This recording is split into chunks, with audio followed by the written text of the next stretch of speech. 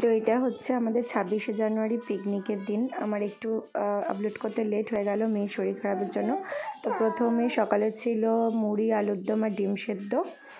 তারপরে সবই দেখাবো তোমাদের। আর এই যে আমাদের একটা বান্ধবী, বোনের মতনই, ও রান্না করছে। আর অলির প্রচণ্ড শরীরটা খারাপ ছিল, যার জন্য এই যে দেখো অলি আমার কোলেতে ঘুমিয়ে গেছে।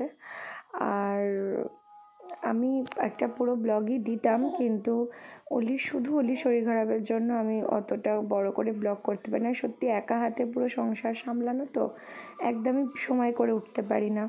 তো যাই বা হোক, ওসব ছাড়ো।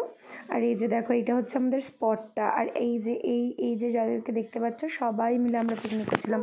আর ওই যে অলি ওর কাকায়ের কোলে ঘুমিয়ে গেছে, কারণ ও একদমই সুস্থ ছিল না। তো যতটা টাইম পেরেছে ঘুমিয়েছে। তারপরে আমি যে ঘরে নিয়ে চলে এসেছি, আমি ওকে নিয়ে একাই বসেছিলাম। তারপরে আমার দিদা দাদু এসেছিলো, তো দিদা দাদুর কাছে ওকে রেখে জাস্ট কয়েক সেকেন্ডের জন্য, মানে মিনিটের জন্য খেতে গেছিলাম। আর এই যে খাবারে ছিল রাইস, মাংস, চাটনি, পাঁপড়, ব্যাস। আর এই যে এই কয়েকটা ফটো আমি তুলেছিলাম বন্ধুবান্ধবদের সাথে। তো তোমরা দেখো আর পাশে থেকো। টাটা।